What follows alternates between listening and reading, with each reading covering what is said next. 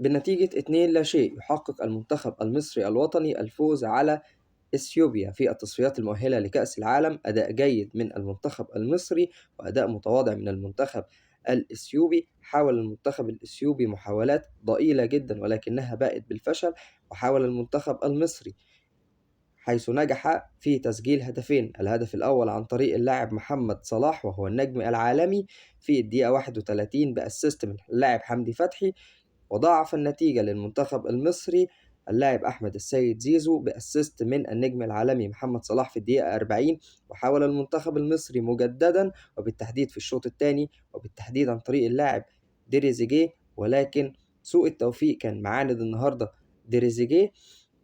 شفنا تبديلات حسام حسن، تبديلات منطقية لإراحة بعض اللاعبين. المباراة القادمة هي مباراة سيراليون، مباراة مهمة جدا جدا جدا من أجل الوصول إلى كأس العالم 2026.